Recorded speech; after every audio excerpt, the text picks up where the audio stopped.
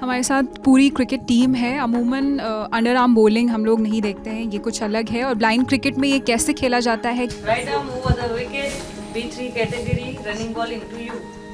Standing one Standing यहाँ रखा हूँ एक पेपर, ठीक है ना। तो ये है सेंटर लाइन। जब यहाँ से बॉलिंग करते हैं तो पहला टप्पा जो है बिफोर द लाइन गिरना चाहिए। आगे गिरेगा तो नो बॉल हो जाएगा। तो यहाँ से बॉलिंग करेंगे तो पहला बाउंस इसके पहले गिरना चाहिए।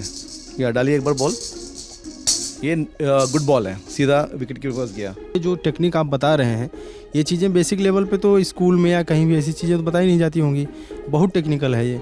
तो कैसे शुरुआत इनकी हुई? पूरी नॉर्मल टीम में खेल होते हैं तो बहुत लोग सपोर्ट करते हैं और दिखाता है, तो हम लोग भी चाहते हैं कि ये हम लोग का पहला गेम है, पहला हम लोगों ने जीता है। तो मैं चाहती हूँ कि हाँ, हम लोग भी टीवी शो में आए और लोगों को पता चले कि हाँ, ब्लाइंड भी कुछ कर सकते हैं, ऐसा नहीं है। जिस दिन कुछ अच्छा नहीं कर पाते हैं तो थोड़ा ये लोग डाउन फील करते हैं और कुछ तो है कि रो देते हैं प्लेयर्स हमारे। तो ठीक है, तो बस हम लोग का यही रहता है कि नेक्स्ट मैच में अच्छा करेंगे। वुमेंस क्रिकेट को भी अब फॉलो किया जाने लगा है, हाँ। लेकिन ब्लाइंड क्रिकेट को मैं, क्योंकि अगर मैं क्रिकेट का फॉलोअर हूँ तो माइट भी मैं देख लूँगा, लेकिन जो फॉलोअर्स नहीं है, हाँ, वो नहीं फॉलो करते होंगे। तो उसके लिए गवर्नमेंट कितना सपोर्ट करती है आप लोगों को? इन खिलाड़ियों का प्रोत्साहन आपके और हमारे जैसे दर्शकों से होगा, तो उम्मीद है कि भविष्य में ये और भी अच्छा खेलें। नमस्कार, आप देख रहे हैं दी लल्लन टॉप और हमारे साथ इस वक्त न्यूज़ रूम में विजुअली चैलेंज भारतीय महिला क्रिकेट टीम है, जिन्होंने हाल ही में खेल जगत में एक ऐतिहासिक जीत दर्ज की है। इस टीम ने इप्सा वर्ल्ड गेम्स माने वर्ल्ड ब्लाइंड गेम्स में क्रिकेट के फाइनल मुकाबले में ऑस्ट्रेलिया को 9 विकेट से मात देते हुए गोल्ड मेडल अपने नाम किया है। इप्सा की बात करें तो इसे वर्ल्ड ब्लाइंड गेम्स या international blind sports federation world game कहते हैं, जो एक इंटरनेशनल मल्टी स्पोर्ट्स इवेंट है जो 4 साल में एक बार होता है। और इसमें ब्लाइंड या पार्शली ब्लाइंड माने पूर्णतः या आंशिक रूप से दृष्टिबाधित खिलाड़ी अलग अलग स्पोर्ट्स में हिस्सा लेते हैं। और सबसे रोचक बात तो ये है कि इसी साल इस इवेंट में क्रिकेट को शामिल किया गया और हमारी इस भारतीय महिला क्रिकेट टीम ने डेब्यू इवेंट में ही गोल्ड मेडल अपने नाम किया है। तो सबसे पहले तो लल्लन टॉप की टीम की तरफ से आप सबको बहुत ज़्यादा बधाई एंड अ बिग कॉन्ग्रेचुलेशंस। तो हम टीम से बात करेंगे। टीम से पहले कुछ ज़रूरी लोग भी हमारे साथ हैं टीम से जुड़े हुए, उनका इंट्रोडक्शन करा देते हैं। हमारे साथ इस वक्त cricket association for blind in India के चेयरमैन डॉक्टर महंतेश जी हैं। सर, सबसे पहले तो आपसे एक मतलब इस जीत के बारे में पूछना है और इस जर्नी के बारे में इस टीम की। हाय निहारिका, सब ललन टॉप का वीक्षकों को मेरा नमस्कार। मेरे को बहुत खुश होता है हो रहा है बिकॉज हमारा girls have made us all proud, so I am extremely delighted. वो इतना अच्छा मेडन चैम्पियनशिप में गोल्ड मेडल भारत को लेके आ गया। So being a chairman and the founder of cricket association for the blind in India and Samarthanam, I can't expect more than this, so I am extremely delighted. So I wish our girls all the very best in whatever they want to do, and Samarthanam and Cabby will be there to support them. हमारे साथ इस वक्त team की captain, team की leader वर्षा हैं जो कर्नाटका से हैं। तो उनसे पूछते हैं उनका एक्सपीरियंस कैसा था as a leader, as a team lead. Varsha, how was it ये जीत और ये फाइनल मुकाबले में गोल्ड मेडल जीतना, वो भी डेब्यू इवेंट में? ये हमारा बहुत अच्छा एक्सपीरियंस है बिकॉज इट्स आवर फर्स्ट, पहले बार we are like we won gold medal, that too first time, and our cricket is joined for IPSA for the first time, and for the first time only we brought gold medal for India, and it's very proud moment, and I am happy that in the ground we took our national flag tiranga लेके जाने के time हमारा वो सारा हमारा team लोग बहुत happy हो गया। हमने कैप्टन की बात सुन ली, अब बारी बारी से एक बार टीम मेंबर्स के बारे में जान लेते हैं, उनका नाम जान लेते हैं। तो चलिए यहाँ से शुरू करते हैं। आपका नाम? मेरा नाम पद्मिनी टुडू। ओके। सुषमा पटेल। गंगवा इनेच। झिल्ली बिरुआ। एक फैक्ट, गंगवा ने इस इवेंट में एक सेंचुरी स्कोर की थी, तो टीम की हीरो है Gangwa, so congratulations for that. Thank you. आपका नाम? Ravani. My name is Priya. Varsha, we have spoken. Phulla Saran. Preeti Prasad. Ganga Kadam. Simu Das. Deepika TC. Sandra Davis. Sandhya. Satya Magupalli. Basanti Hansda. अभी हम एक बार टीम की कोच से बात करते हैं, क्योंकि विजुअली चैलेंज क्रिकेट की ट्रेनिंग भी अलग तरीके से होती होगी, तो ये प्रोसेस कैसा है, ये जर्नी कैसी है, उसके बारे में कोच से जानते हैं। कोच हमारे साथ कृतिका जी मौजूद हैं। हाय। जर्नी बहुत अच्छी रही और डेफिनेटली नॉर्मल क्रिकेट से हमारा जो ब्लाइंड क्रिकेट है बहुत डिफरेंट है। और इसमें मैं बताना चाहूँगी कि 3 कैटेगरी के प्लेयर्स होते हैं, B1, B2 एंड B3। जो B1 प्लेयर रहते हैं वो टोटली ब्लाइंड है और B2 जो प्लेयर्स हैं वो अराउंड 2 मीटर्स तक उनका विजन रहता है और B3 का 4 और 5 मीटर्स तक का विजन रहता है। तो इसमें जो B1 प्लेयर रहते हैं वो प्रॉपर सिर्फ बॉल की आवाज़ पे डिपेंड रहते हैं कि जहाँ अगर बॉल जाएगा वहाँ उनको प्रॉपर सुन के बॉल पकड़ना है, या अगर बॉलिंग कर रहे हैं तो कीपर उनको कराता है कि आप यहाँ पे बॉल डालना है। तो काफ़ी इंटरेस्टिंग रहा, जर्नी काफ़ी अच्छी रही और बहुत कुछ बच्चों ने बहुत कुछ सीखा है, बहुत मेहनत करी है। फील्ड पे, ग्राउंड पे जब कैंप्स लगते हैं इनके 10-15 डेज़ के, तो काफ़ी मेहनत करी बच्चों ने, तो उसका रिज़ल्ट है कि आज उनका जो तब मेहनत करी है, उनने तब पसीना बहाया है ग्राउंड पे, तो उसका ये गोल्ड मेडल इनके लिए है। तो मैम, हमने ये भी जाना कि ये टीम 5 महीने पहले अप्रैल में ही बनी है, तो कितना चैलेंजिंग था कि 5 महीने में आप इतने बड़े इवेंट में जाएं और वहाँ गोल्ड मेडल जीत लें। आपके लिए कैसा रहा ये एक्सपीरियंस? डेफिनेटली मेरे लिए बहुत अच्छा रहा। 5 महीने पहले हमारी टीम बनी, सिलेक्शन ट्रायल्स रखे गए थे जिसमें अराउंड 69 गर्ल्स आए थे, 39 गर्ल्स पार्टिसिपेट करा था। हम लोगों ने सिलेक्शन करा था, जो कमेटी है, बोर्ड है, तो गर्ल्स आए और इनका 10 डेज़ का सिलेक्शन प्रोसेस चला है। जो उसमें अच्छा स्कोर करे हैं या सिलेक्शन जो एक प्रोसेस रहती है तो उसके अकॉर्डिंग सिलेक्शन किया गया। और देन नेपाल टूर्नामेंट था, हाँ वहाँ गए थे। तो obviously Nepal team 10-12 years experience player हैं, उसमें पहले की टीम है, तो बट नो डाउट हमारी टीम ने एक मैच जीता और बहुत अच्छे से विन करा है। तो अच्छी प्रैक्टिस रही है, बहुत कुछ नेपाल टीम से सीखने को भी मिला है हमारे प्लेयर्स को कि कहाँ गलती हो रही है और कहाँ हमें अपना अप्लाई करना है, हमारा ग्रो करना है हमें, तो काफ़ी अच्छा रहा। हमारे साथ टीम के साथ यहाँ पर global development for world blind cricket के डायरेक्टर ई जॉन डेविड सर भी हैं। तो हम सब ने ब्लाइंड क्रिकेट के बारे में सुना, पर इसके रूल्स एंड रेगुलेशंस और ये कैसे अलग है, इसके बारे में सर से जानते हैं। या thank you so much Lalan top, हमें यहाँ बुलाया। और जो ब्लाइंड क्रिकेट है कि हम जो खेलते हैं पूरे MC's लॉज ऑफ क्रिकेट के खेलते हैं, देयर आर फ्यू मॉडिफिकेशंस है इसमें जो which is suitable for the blind. इसमें एक है कि इसमें 3 कैटेगरीज के प्लेयर होते हैं, 3 कैटेगरीज में B1, B2, B3। B1 is 100% blind, B2 they can see up to 2 meters. So are there B1 players, B1 category? We have 6 B1 players here and 4 B2 players who can see up to 2 meters.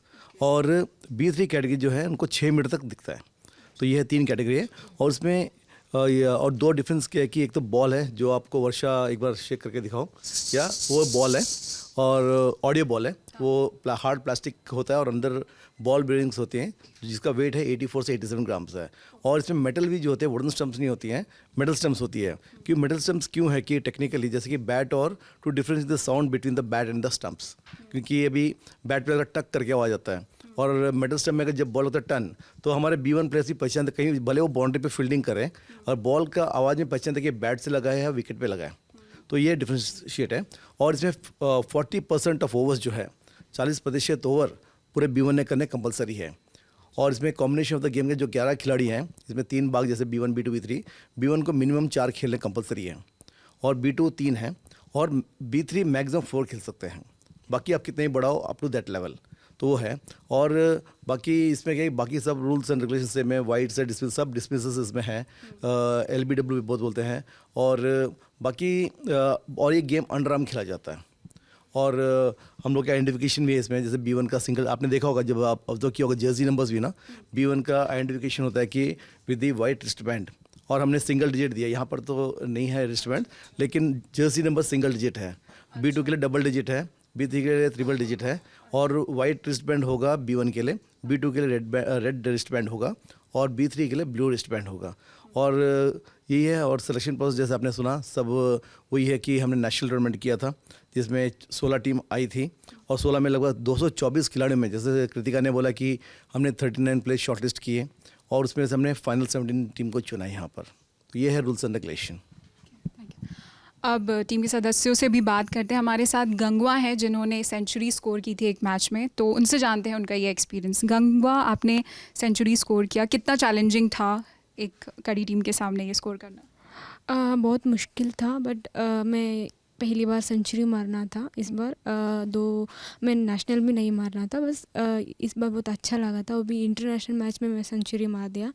तो उसमें हमारा team का coordination and हमारा team का बहुत support था मेरे को, और मेरे को बहुत खुश हूँ। कितने साल से आप क्रिकेट में खेल रही हैं? मतलब इस खेल के बारे में पता कैसे चला कि ब्लाइंड क्रिकेट भी कुछ होता है, इसमें जाया जा सकता है?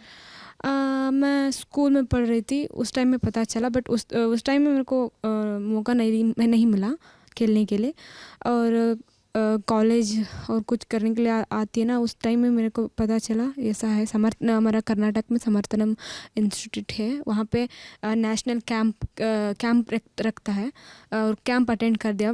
उसके बाद नेशनल को सिलेक्शन हो गया। मैं 2 बार नेशनल खेला, इस बार इंटरनेशनल। हमारे साथ उड़ीसा की एक खिलाड़ी जिली भी हैं जिनके माता पिता नहीं हैं और वो ये गेम खेल के ही अपना घर चलाती हैं, तो जानते हैं उनका एक्सपीरियंस कैसा रहा अब तक का। जिली, आपको क्रिकेट, ये ब्लाइंड क्रिकेट के बारे में कैसे पता चला और इसमें कैसे आना हुआ आपका? फास्ट स्कूल खेल प्रैक्टिस होता, तापर डिस्ट्रिक्ट तरफ खेल होला, खेली सेठी भी जीती आड़ीसा टीम रे सिलेक्शन हेली, सेठी भी खेल जीतिनु। आउ एबे कैंप चलता नेपाल पाई, सेठी भी भल भल भल खेली, खेली तापर इंडिया टीम रे सिलेक्शन हेली। पहले वो स्कूल टीम में खेलते थे, उसके बाद उसको डिस्ट्रिक्ट टीम में बुलाया। डिस्ट्रिक्ट टीम में खेलने के बाद उसका ओडिशा टीम में सिलेक्शन हुआ। ओडिशा टीम में सिलेक्शन होने के बाद ओडिशा टीम में नेशनल 3 बार खेल लिया। उसके बाद इंडिया टीम में सिलेक्शन के लिए उसके आ गया। उसके बाद इंडिया टीम में सिलेक्शन हो गया। Thank you. अच्छा, हमें पता चला है इस टीम में 13 से लेकर 23 साल तक के खिलाड़ी हैं, तो who is the youngest player of this team? Jili is the youngest one.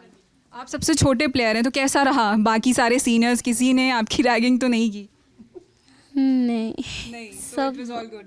Yes. आप लोगों की जीत के बाद पीएम मोदी ने भी ट्वीट कर कॉन्ग्रेचुलेट किया, तो कैसा एक्सपीरियंस? आप प्रिया हैं, आप बताइए कैसा लगा पीएम मोदी का ट्वीट और मिलना चाहेंगे आप उनसे? मैम, बहुत अच्छा लगा कि हमारे प्राइम मिनिस्टर ने हमें कॉन्ग्रेचुलेशन बोला हमारी टीम के लिए। मैं बहुत खुश हूँ कि हमारी जब टीम हमारी फाइनल हो गई थी कि हमारे इंडिया के लिए गोल्ड मेडल आया, और जैसे ही पता चला इंडिया में कि महिला की जो टीम है वो जीत गई है, वर्ल्ड गेम में गोल्ड मेडल आया, पीएम मोदी ने ट्वीट किया। बहुत खुश हूँ इस चीज़ के लिए लेकर मैं, और अभी ट्वीट किया है, लेकिन मैं चाहती हूँ कि अगर सामने और मिलेंगे तो बहुत अच्छा लगेगा हम लोगों को। इस टीम में जैसा कि बाकी सदस्यों ने बताया कि B1 कैटेगरी के भी 6 प्लेयर्स हैं। B1 मतलब टोटली ब्लाइंड ऑलमोस्ट। तो उनमें हमारे पास सीनू दास जी हैं जिन्होंने इस लीग में सबसे ज़्यादा रन स्कोर किए। तो आइए जानते हैं कि कितना कठिन था ये करना। आप B1 कैटेगरी की जी ma'am. So how difficult it is, मतलब ट्रेन करना और फिर फाइनल मुकाबले में जाके सबसे ज़्यादा स्कोर करना? हाँ, मेरे लिए बहुत कठिन थी ये, क्योंकि जैसे कि B2 B3 देख के उन लोग कर सकते हैं बैट, और हम लोग का मेन चीज़ होता है कि सुनना, और जब तक हम सुनेंगे नहीं तब तक हम मार नहीं पाते। तो हम लोग को पहले सुनेंगे, उसके बाद ही बैट से हम लोग कनेक्ट कर सकते हैं। पर उसके लिए भी हम लोग को रनर की ज़रूरत है, क्योंकि हम लोग खुद दौड़ नहीं सकते हैं। ये नहीं कि हम दौड़ नहीं सकते, हम दौड़ सकते हैं, पर इसके लिए हमको टाइम लगेगा। इन लोग को बताना पड़ेगा कि हियर। तो इस वजह से इस ग्रुप मतलब टाइम लग जाएगा ग्रुप में खेलने के लिए। तो जब हम बैटिंग करते हैं, हम मारते हैं, और जो मेरा रनर होता है वो दौड़ते हैं मेरे लिए। तो इसमें 2 बेनिफिट है कि अगर मैं मारूंगी दूर तभी उन लोग रन ले पाएंगे, अगर पास में मार दूंगी तो इन लोग रन नहीं ले पाएंगे। तो सबसे मेन चीज़ है हम लोग का सुनने की क्षमता होना चाहिए। वो सुन के हम दूर मारेंगे तभी हम रनर्स रन लेंगे, तो तभी हम लोग का फ़ायदा होगा। तो इसमें सबसे बड़े बेनिफिट है जो हम लोग का रनर होता है, वही सबसे मतलब हेल्पफुल होता है। तो मेरा रनर बहुत अच्छा रहा, तो इन्होंने मेरे में हेल्प किया और मैंने भी अच्छा मारा है। तो मेरा 86 स्कोर था 3rd मैच में। तो बहुत अच्छा लगा। पूरी टीम की सपोर्ट है, सबकी सपोर्ट है, मैम सर जिन लोग भी इधर है, सबकी सपोर्ट की वजह से आज इधर में हूँ मैं। तो मुझे बहुत अच्छा लगा और आगे जाके और भी हम लोगों को सब सपोर्ट करें। जैसे कि पूरी नॉर्मल टीम में खेल होते हैं तो बहुत लोग सपोर्ट करते हैं और दिखाता है, तो हम लोग भी चाहते हैं कि ये हम लोग का पहला गेम है, पहला हम लोगों ने जीता है। तो मैं चाहती हूँ कि हाँ हम लोग भी टीवी शो में आए और लोगों को पता चले कि हाँ ब्लाइंड भी कुछ कर सकते हैं, ऐसा नहीं है। ब्लाइंड क्रिकेट के बॉल और बैट में भी कुछ कुछ डिफरेंस होती है। हमारे पास 2 खिलाड़ी हैं जिन्होंने बैट और बॉल ले रखा है। इन्हीं से जानते हैं कि ये बॉल कैसे डिफरेंट है, इसे क्या मतलब इस बॉल में क्या स्पेशल है। इसे ऑडिटरी बॉल कहते हैं, कैसे अलग है ये? ये नॉर्मल बॉल से बहुत अलग है क्योंकि इसके अंदर जैसे आप साउंड सुन सकते हो, नॉर्मल बॉल में नहीं होता है। तो इसी साउंड के थ्रू जो प्लेयर्स हैं वो हिट कर पाते हैं बैट को, और जो फील्डर है वो उनको पता चलता है कि बॉल कहाँ आ रहे हैं, तो उसी हिसाब से वो फील्ड मतलब करते हैं। और बैट में भी कुछ अलग होता है क्या? नहीं, bat is normal. Okay sir ने अभी कुछ देर पहले बताया स्टम्प्स के बारे में, मेटल स्टम्प्स होते हैं, वो कैसे हेल्प करते हैं आपके ब्लाइंड क्रिकेट में? वो क्या उसमें जब स्टंप लगता है तो उसकी आवाज़ सुन के आप आगे फिर का? जैसे ये बॉल है, स्टंप मेटल का होता है, उसमें लगता है तो पता चलता है कि बॉल स्टंप पे लगा है आवाज़ से। तो जो B1 है उनको पता चलता है कि कुछ हुआ है, स्टंप पे कुछ लगा है, तो मतलब उनको पता चलता है कि आउट हुआ है कुछ। उसके बाद वो रिएक्ट करते हैं कि वो अपील भी करते हैं कि आउट हुआ है, तो सबके साथ मिलकर अपील करते हैं। सर आप के लिए क्वेश्चन था कि जैसे कि हमारी टीम ने डेब्यू इवेंट में मेडल तो जीत लिया, पर हम लोगों ने मतलब आसपास देखा है स्टेडियम और फैसिलिटीज़ की क्या हालत है ब्लाइंड क्रिकेट की इंडिया में। ये जर्नी जो काबी की रही है उसके बारे में बताइए। हमको प्रैक्टिस करने के लिए बहुत चैलेंजेस है, बिकॉज अच्छा स्टेडियम ग्राउंड मिलने का बहुत मुश्किल है। खुद का हमारा नहीं है अभी से, इसलिए हम क्या करते हैं, उन लोग को प्रैक्टिस करने के लिए टर्फ विकेट हायर करना पड़ता है, बहुत एक्सपेंसिव है, और मेन स्टेडियम मिलना और भी मुश्किल है। बट इम्पोर्टेंट टूर्नामेंट्स अभी भी हमारा गर्ल्स को मेन स्टेडियम में खेलना मौका मिला नहीं। उन लोग का पहला इंटरनेशनल स्टेडियम में खेलना मौका मिला, वो बर्मिंघम एडवेस्टर्न स्टेडियम में, उधर आपको रिजल्ट मालूम है। सो आने वाला दिन में समर्थनम और कैबी के माध्यम से एक हमारा खुद का स्टेडियम बनना कोशिश कर रहे हैं। लैंड ऑलरेडी एक्वायर किया है। हम आपके माध्यम थ्रू सबको अपील करते हैं स्टेडियम बनने के लिए मदद करें। हमारा स्टेडियम खुद होगा, उन लोग को अच्छी तरह से प्रैक्टिस दे सकते हैं, और पूरा ब्लाइंड फ्रेंडली, डिसेबल्ड फ्रेंडली बनने का प्लान है। पूरा एक्सेसिबल होगा, बैरियर फ्री होगा, उनको कुछ भी मुश्किल नहीं होगा उधर मैनूवर करना, दौड़ना। गिर गए तो भी इतना चोट नहीं लगेगा, पूरा राउंड एडजस्ट रहेगा, पूरा इंटरनेशनल स्टैंडर्ड एक्सेसिबल स्टेडियम होगा। ऐसे एक स्टेडियम इंडिया में कहाँ भी नहीं है, ऐसे स्टेडियम हम बनने का प्लान है। हमारे साथ इस वक्त टीम की मैनेजर शिखा जी भी हैं, तो उनसे भी इस ब्लाइंड क्रिकेट के बारे में और ये जो जर्नी रही उसके बारे में पूछते हैं। मैम, ब्लाइंड क्रिकेट हालांकि हमारी टीम ने गोल्ड मेडल जीत लिया है, हमारी टीम ने गोल्ड मेडल जीता है डेब्यू इवेंट में ही, पर जो चैलेंजेस अभी सर ने बताए फैसिलिटीज़ वगैरह के, उस पर आपकी क्या? चैलेंजेस बहुत है एक्चुअली। सो एक तो सर ने जैसे बोला है कि ग्राउंड का फैसिलिटीज़ हमको बहुत दूर जाना पड़ता है, कि सिटी के अंदर एक्सेसिबिलिटी बहुत कम रहता है। उसके साथ अगर टीम की बात करें तो कोऑर्डिनेशन लेके आना, बिकॉज़ ये लोग सब लोग अलग अलग जगह से हैं। सो लैंग्वेज रहेगा, उन लोगों का फूड हैबिट्स रहेगा, और उन लोगों का जो रेगुलर एक्टिविटीज़ है, जो स्कूल में उन लोगों का एक्टिविटीज़ रहता है वो अलग रहता है। तो जो कोचिंग कैंप में आता है थोड़ा सा स्ट्रेसफुल रहता है, कि हार्ड रहता है वर्कआउट्स, उन लोगों का जो एक्टिविटीज़ प्लान है सब हार्ड रहता है। सो उन लोगों की कंप्लीट टीम को एक कोऑर्डिनेशन में लेके आना हमको सबसे ज़्यादा टाइम लगता है और सबसे ज़्यादा चैलेंजिंग फील होता है। तो उसके साथ द परमिशन, सो आपको पता है कि कहीं भी गए तो इंडिया में तो वो विलेज में अगर हमने देखा तो लड़कियों को खेलने के लिए परमिशन मिलना ही, बाहर आना ही एक सबसे बड़ा क्वेश्चन मार्क है, बोलते हैं कि क्यों जाना है।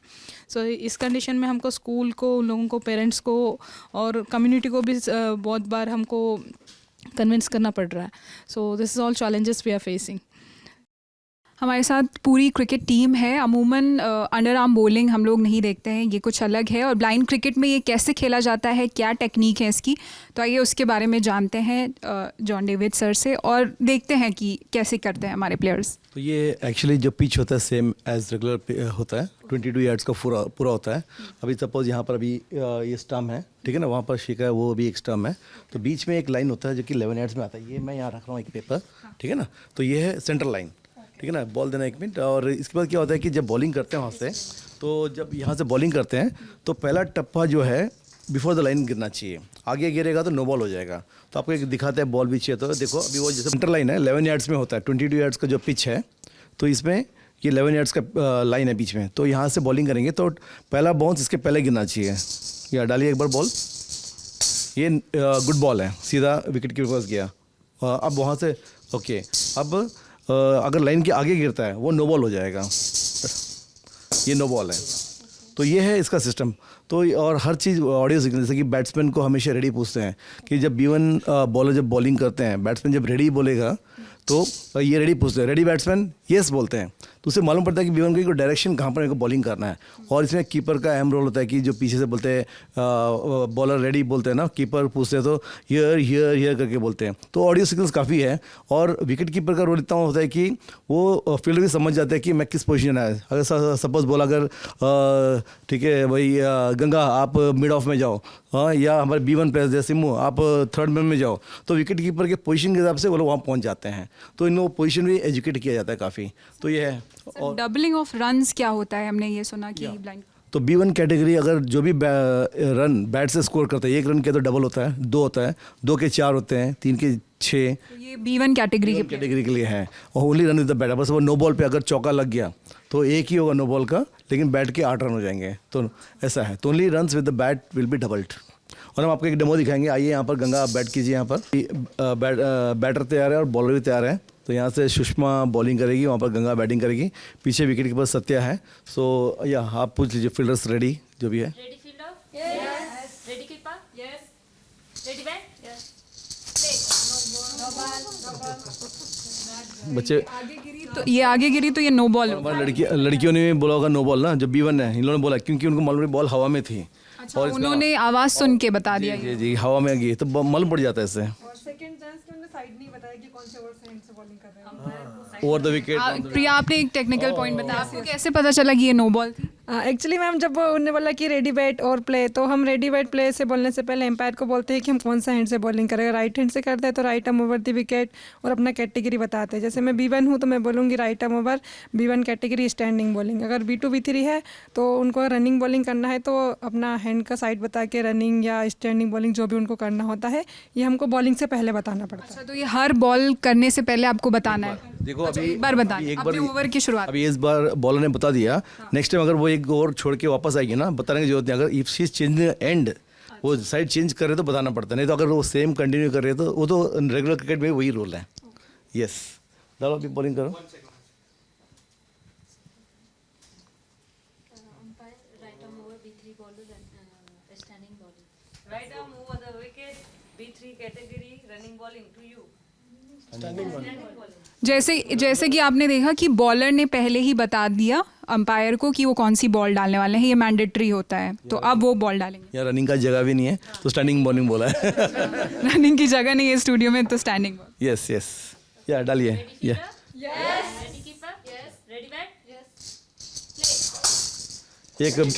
अब एक B1 बॉलर से बॉलिंग कराएंगे, क्योंकि वहाँ पर कीपर कैसे गाइड लेते हैं ना। एक B1 बॉलर कोई आ जाओ। B1 बॉलर मतलब जो टोटली ब्लाइंड है, तो उनकी टेक्निक देखते हैं कि वो कैसे बॉल डालते हैं। ठीक है। Right hand bowler round the wicket category B1 standing bowling. Ready fielder? Yes. Ready keeper? Yes. Ready bat? Ready bat? Yes.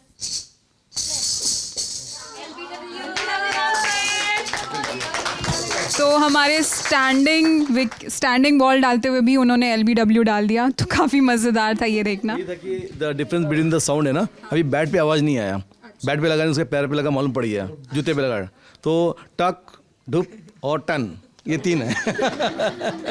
ये तो ये डिफरेंस है। तो साउंड के हिसाब से भी हमारे सब प्लेयर्स अपील करते हैं। तभी बोला एलबीडब्ल्यू बोला, मतलब पैर पे लगा उनको मालूम पड़ गया, लेकिन वो इन द लाइन है या ऑफ द लाइन है वो एम्पायर जज करेगा। सर ग्राउंड ट्रेनिंग के अलावा क्या ये ऑडिटरी, ये जो सुनने वाली टेक्निक है, उसकी भी कुछ अलग ट्रेनिंग होती है क्या प्लेयर्स की? नहीं, एक्चुअली जैसे कि अभी जब हमारा विजुअली इम्पेयर्ड है ही ऑलरेडी, तो ऑटोमेटिक ये ठीक है कि कान शार्प होते ही हैं, वेरी वेरी शार्प है। और जैसे कि B1 the complete depend on this sound, तो पक्का आप B1 से पूछ सकते हैं कि क्या डिफिकल्ट, कोई ट्रेनिंग कुछ नहीं है, आवाज़ अच्छा सुनाई देता है, कंसंट्रेशन इंपॉर्टेंट है। और हमारे जो B2 प्लेयर्स है दे विल यूज़ बोथ, जितना आवाज़ है जितना उनका विजन है दोनों यूज़ करते हैं, B2 B3 सब। तो ये इतना डिफरेंस है, बाकी तो क्या है कि इनके कान बड़े शार्प है and the six sense works. News room के कुछ साथियों का भी सवाल है, बहुत क्यूरियोसिटी है लोगों को ये हमारी टीम को देख के, तो जानते हैं कि उनके क्या सवाल है। मैं सिलेक्शन प्रोसेस के बारे में जानना चाहता हूँ कि जैसे अभी इन्होंने बताया कि मंडल से शुरू किया इन्होंने या जहाँ से भी शुरू किया इन्होंने, बट स्टार्टिंग कहाँ से हुई, कैसे इनकी पहचान हुई और कैसे उनको पता चला कि कैसे, क्योंकि ये जो टेक्निक आप बता रहे हैं ये चीज़ें बेसिक लेवल पे तो स्कूल में या कहीं भी ऐसी चीज़ें तो बताई नहीं जाती होंगी, बहुत टेक्निकल है ये। तो कैसे शुरुआत इनकी हुई और कैसे इनको लगा कि हम उस टीम में जा सकते हैं, आपने कैसे पहचाना इनको कि कैसे यही लोग हैं जो कि इनको सेलेक्ट कर सकते हैं हम? ये तो बहुत सिंपल है एक्चुअली, क्योंकि हमारे जैसे कैबी संगठन में हमारे साथ 28 स्टेट्स काम करती है। क्या भी मतलब cricket association for blind Indian state की एसोसिएशन है और हर स्टेट की जिम्मेदारी की they should work in the grass root level में। वो लोग को डिस्ट्रिक्ट लेवल से, स्कूल लेवल से सब चुन के उनको स्टेट टीम खड़ा करना पड़ता है। एंड जो भी टीम से जो स्टेट खेलते हैं सबको रूल्स एंड रेगुलेशन का हमारे पास कॉपी है, वो सब स्टडी करते हैं। और हम लोग भी क्या है, जहाँ जहाँ हो सके जिसको ज़रूरत है हम लोग खुद जाके सबको सपोर्ट करते हैं। और क्रिकेट जो भी खेलें, अभी जैसे कि वुमेन क्रिकेट भी है, जैसे मेन क्रिकेट है, सब कंबाइन भी खेलते हैं, तो कैसे रूल्स एंड रेगुलेशन को एजुकेट करते हैं। और स्टेट से लेके ये लोग बाद में फिर नेशनल्स में आते हैं। अभी जैसे वुमेंस टीम पहले नेशनल में 7 ही टीम थे, दूसरे में 14 टीम थी, तीसरे में 16 टीम थी, और 16 टीमों में लगभग 224 लोगों ने पार्टिसिपेट किया। एक एक टीम में 14 खिलाड़ी होते हैं, क्योंकि 11 प्लस एक एक कैटेगरी एक एक्स्ट्रा प्लेयर होता है, तो 14, तो 224 में से हमने जो सिलेक्शन प्रोसेस जैसे पूछ रहे हैं कि इसमें से हमने शॉर्टलिस्ट किया था, 39 लोगों को सेलेक्ट किया था। और उसमें से हमने कैंप रखा था भोपाल में, और बिफोर गोइंग फॉर नेपाल में हमारा सीरीज था अप्रैल 23 से लेकर मई 1 तक था। तो उसके पहले हमने सिलेक्शन ट्रायल्स कैंप रखा था भोपाल में, और वहाँ पर हमने 39 लोगों का सिलेक्शन किया शॉर्टलिस्ट करके, फिर उसमें से फाइनल 17 मेंबर्स को इंडियन टीम चुना था। तो वही टीम जो नेपाल गई थी। तो ये सिलेक्शन प्रोसेस और काफ़ी इसमें क्या सभी क्राइटेरिया हम लोग देखे कि ऑलराउंडर्स, और मैक्सिमम क्या है ब्लाइंड क्रिकेट में मैक्सिमम ऑलराउंडर्स ही होते हैं ज़्यादा करके। आप किसी को पूछेंगे क्या करते हो, मैं बताऊँ बॉलिंग करती हूँ, बैटिंग भी करती हूँ, मैं फील्डिंग भी अच्छा करती हूँ, हाँ, और एक टैलेंट है कीपर, मैं विकेट कीपिंग भी कर लेती हूँ। सो आपको सब सुनने को मिलेगा यहाँ पर। तो ये है, तो बाकी सिलेक्शन प्रोसेस तो ये कि द बेस्ट टैलेंट है। एंड ये जो सिलेक्शन था, जैसे कि मुझे सिलेक्शन कमेटी का चेयरमैन मानतेश ने सौंपा था, और हमारे साथ बाकी कृतिका थी और कोच, हम लोग 3 लोग थे वहाँ पर, सुखरामा जी। तो हमने हमारा रिपोर्ट पूरा बोर्ड मैनेजमेंट को दिया, एंड वो उसके हिसाब से अप्रूव होता है। तो ये पूरा सिस्टम हमारा सेम ही है कि सिलेक्शन प्रोसेस है विद द टैलेंट हम लोग आइडेंटिफाई करते हैं। दूसरा सवाल ये था कि आपके ग्राउंड की साइज़ क्या होती है, मतलब नॉर्मल होती है या ज़्यादा छोटी होती है? जैसे आपने सुना कि ग्राउंड है ना, जैसे कि पिच तो सेम होता है सभी का, whether is blind cricket, women, man और मेन स्ट्रीम क्रिकेट सेम होता है। और रूल्स जैसे हमने बोला कि मॉडिफाइड रूल्स है जो कि सूट्स फॉर द ब्लाइंड, उसमें ग्राउंड का जो मेजरमेंट है, जैसे कि गर्ल्स का है 35 यार्ड से लेके 45 यार्ड्स का बाउंड्री होता है, तो छोटा होता है बाउंड्री। तो यही है बाउंड्री साइज, यही है। बाकी तो हम लोग टर्फ विकेट पे खेलते हैं, टर्फ पिच जो बोलते हैं, तो उसी में खेला जाता है, क्योंकि उसमें बॉल क्या है इवन आता है, बाउंस नहीं होता है ज़्यादा। और अंडरआर्म बॉलिंग के हिसाब से कि बॉल, अभी आपने देखा होगा कि अंडरआर्म बॉलिंग जब करते हैं बॉल लुढ़कना चाहिए। और एक मैंने बताया नहीं था कि आपको जब एक बॉल जो उस टप्पे के बीच लाइन के पीछे पड़ता है, सेकंड बॉल्स भी जाना चाहिए बैट्समैन को जाने के पहले। अगर एक बॉल में सीधा बॉल चला गया बैट्समैन का तो वो भी नो बॉल है। तो ये थोड़े फ्यू मॉडिफिकेशंस हैं, बाकी सब रूल्स एंड रेगुलेशन सेम है, एमसीज लॉज ऑफ क्रिकेट। सबसे पहले तो मैं टीम को कॉन्ग्रेचुलेशंस कहूँगा, बहुत बहुत बधाई दूंगा। आपने वो कर दिखाया है जो अभी तक नहीं हुआ था, गोल्ड आया है पहली बार इस फील्ड में। तो मैं ये जानना चाहता हूँ कि टीम मैदान के अंदर और मैदान के बाहर आपका कोऑर्डिनेशन कैसा है आपस में? इसका जवाब टीम मेंबर्स से लेते हैं, कौन जवाब देना चाहेगा? मैम, हमारा जो टीम कोऑर्डिनेशन ये है कि जैसे अगर हमारा पहला बैटिंग या फील्डिंग जो भी होता है, तो हम पहले, अगर हमारा बैटिंग है तो हम बैट्समैन से पहले बता देते हैं कि तुम अगर रन लेते हो तो पहले जो फील्डिंग टीम है उसको देखना है कि हमारी टीम कैसी है, कहाँ फील्ड कर रहे हैं और कैसा उनका थ्रो आ रहा है और तुम्हें कैसे रन उनसे चुराना है और कैसी बैटिंग करना है। और बाहर से हम लोग उनको चेयरअप करते रहते हैं और जो हम बोलते हैं वो भी हमारे मतलब जो हम उनको मैसेज भेजते हैं कि पानी के ड्रिंक ब्रेक में उसमें वो सारे फॉलो करते हैं। इस तरह हमारी टीम का कोऑर्डिनेशन बना रहता है और हम चेयरअप करते रहते हैं उनको। सारे दिन तो एक जैसे नहीं होते हैं, कभी आप बहुत अच्छा खेलते हैं, कभी सामान्य प्रदर्शन रहता है, तो कभी बहुत ख़राब होता है। तो उस दिन वो दिन कैसा होता है, आप एक दूसरे की हिम्मत बढ़ाने के लिए क्या करते हैं? मान लीजिए कि किसी प्लेयर ने बहुत अच्छा खेला और बाकी टीम नहीं कर पाई, रन नहीं बना पाई या विकेट्स नहीं ले पाई, तो वो दिन कैसा होता है ड्रेसिंग रूम का आपके, और कैसे चेयर अप होता है अगले मैच के लिए? टीम के अच्छे बुरे दिन दोनों ही होते हैं, तो बुरे दिनों पे जिस दिन टीम नहीं उतना अच्छा परफॉर्म कर पाती है, क्या सीन रहता है, इसका जवाब हम टीम की कोच से ही जानते हैं। बिल्कुल ऐसा होता है कभी कभी कि टीम अच्छा नहीं खेल पाई, कि दिन रहते हैं कि कभी नहीं अच्छा कर पाते हैं, कभी बहुत अच्छा करते हैं। तो जिस दिन कुछ अच्छा नहीं कर पाते हैं तो थोड़ा लोग डाउन फील करते हैं और कुछ तो है कि रो देते हैं प्लेयर्स हमारे। तो ठीक है, तो बस हम लोग का यही रहता है कि नेक्स्ट मैच में अच्छा करेंगे, क्योंकि हार से ही सीखते हैं। तो हम लोग इसी चीज़ से मोटिवेट करते हैं कि ठीक है, इट्स ओके, अगर आप ये मैच हारे हो तो आप नेक्स्ट मैच आप जीत के दिखाना। क्योंकि मेरा मानना ये है कि हम बोल के जवाब ना दें, हम अपने खेल से जवाब दें, तो वो ज़्यादा सही रहता है। तो उससे मोटिवेट होती हैं लड़कियाँ। स्पोर्ट्स टीम के सदस्य रविराज हैं, तो उनका एक सवाल है। सबसे पहले तो कॉन्ग्रेचुलेशंस सर आपको और पूरी टीम को कि जिस तरीके का आप लोगों ने परफॉर्मेंस दिया, इंग्लैंड को हराया आपने, ऑस्ट्रेलिया की मजबूत टीम को आपने हराया, तो सर सबसे पहले तो बधाई। सर चैलेंजेस की आपने जो बात की, ठीक है, आप मतलब फैसिलिटीज़ और इनकी बात कर रहे हैं, लेकिन जिस तरीके से पूरी टीम को एक साथ अरेंज करने की जो बात हुई कि आपको बहुत कम टाइम मिला था, लेकिन इन डिफ़िकल्टीज़ के बाद भी सर जिस तरीके से आपने टीम को मैनेज किया, तो वहाँ पे मतलब एक इंग्लिश कंडीशन में जाके आपको सबसे ज़्यादा वहाँ पे क्या चैलेंज फेस करना हुआ इंग्लिश कंडीशन के बारे में अगर आपसे पूछे तो? First one was the weather. Okay. So because in India most the places गर्मी है, अभी मौसम गर्मी है उधर, though it is a summer for them, it is quite winter. So weather का बहुत चैलेंज था। और हमारा लोग फूड का बहुत फंसी है, so eating English food was a big challenge. And thirdly, traveling there from arriving to London and from London to Birmingham, we had to transport. That was another challenge. So we had to figure out. We figured out everything. We solved everything, but these were some major challenges, and adjusting to the English condition, and most importantly funding, because to send both boys and girls team, for us we needed more than 1.5 crores. So thanks to IndusInd Bank वो 75% funding दिया, और balance funding Samarthanam अपना general funding से खर्च करके कम वाट में whatever we are committed we have to send. So with that motivation, after all the challenges locally, we had many challenges in England also. Even when they wanted to come back Birmingham से London आने के लिए एक बस book किए थे, वो बस कैंसिल हो गया। वो लोग 7 कार्स में लंदन आया। So ऐसे बहुत बड़ा बीच बीच में चैलेंजेस आया। हमारा team they are very always committed है, सिचुएशनल डिसीजन लेने के लिए उसको पावर है, वो लेके वो। और हमारा भारतीय लोग उधर बहुत सपोर्ट किया बर्मिंघम में। Most importantly food, every day they were bringing food, and we had local matches also, friendly matches just to adjust to the conditions. हमारे इंडियन लोग हमको लेके उधर ग्राउंड में लेके गया और खाना खिलाया, फेलिसिटेशन किया, ये सब हमको बहुत अच्छा लगा। सो ये challenges always had a solution. So समर्थनमेंट क्या भी नेवर से डाई स्पिरिट, ये इसमें रख के हम पूरा सक्सेस करके हमारा गर्ल्स हमको सबको प्राउड किया है, गोल्ड मेडल जीत किया है। Whatever challenges were there. Varsha को बहुत बड़ा चोट भी लगा ऑस्ट्रेलियन के साथ लीग मैचेस में। हम सोचा वो फाइनल नहीं खेलेगी, बट वो हिम्मत नहीं हारी, वो चोट को ऐसे साइड लाइन कर दिया। अभी भी इसको सर दर्द है, but still our girls are very very strong. I am very proud of them.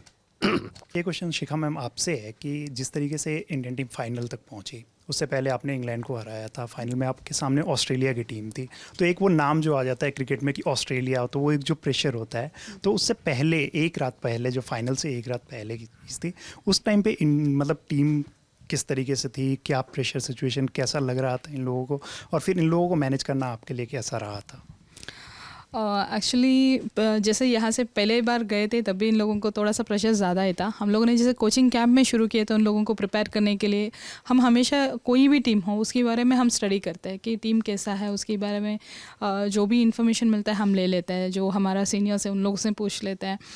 सो हमको पता था कि ठीक है दोनों टीम स्ट्रॉन्ग है but we can play it. तो हमारा एंटायर टीम को हम ऐसा ही ट्रेन करते हैं कि ऑलराउंडर मैक्सिमम ट्राई करते हैं, क्योंकि हमारे यहाँ पे कैटेगरी है B1, B2, B3। अगर जो भी प्ले इस सर्कल के हिसाब से करते हैं हम, सो वो हम मिस नहीं कर सकते। कोई भी अगर एक प्लेयर अगर खेल नहीं पाए, इंजुरीज हो गए, तो हम क्या करते हैं कि पूरा ऑलराउंडर के हिसाब से ही करते हैं। तो हमेशा मेंटली जो उन लोगों को इवनिंग हम हमेशा मीटिंग रहता है।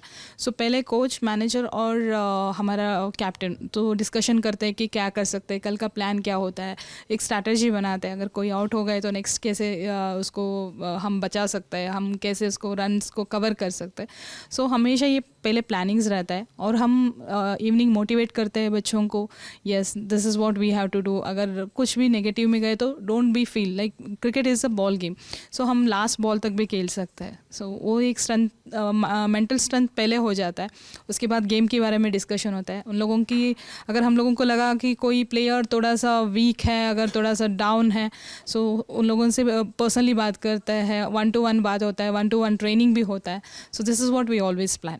मैं ये पूछना चाहता हूँ, जैसे मेंस क्रिकेट है इंडिया में और वैसे भी क्रिकेट बहुत फॉलो किया जाता है, लेकिन मेंस क्रिकेट अब आप किसी का खिलाड़ी का नाम ले लें तो उनके बहुत सारे फॉलोअर्स होते हैं और उनको सपोर्ट भी एज इन गवर्नमेंट से ज़्यादा ही मिलता है या BCCI की तरफ से। तो आप लोग के लिए गवर्नमेंट उस लेवल पे क्या करती है ना, और वो चीज़ कहाँ लैग कर रही है? वुमेंस क्रिकेट को भी अब फॉलो किया जाने लगा है, हाँ, लेकिन ब्लाइंड क्रिकेट को मैं, क्योंकि अगर मैं क्रिकेट का फॉलोअर हूँ तो माइट भी मैं देख लूँगा, लेकिन जो फॉलोअर्स नहीं है, हाँ, वो नहीं फॉलो करते होंगे, तो उसके लिए गवर्नमेंट कितना सपोर्ट करती है आप लोगों को? Yeah, I think it's a very good question. If we are not still there, sadly, government and BCCI should start recognizing the amazing contribution of these girls and also our men. You all know men have been playing cricket for last 30 years. 1998 से first world cup, बाद में इतना world cups जीत के आया, कुछ regularly उन लोग को कुछ ही नहीं मिल रहा है। They have made a country proud. And अभी हमारा गर्ल्स को भी चालू किया है, they also have started winning and they have brought gold medal.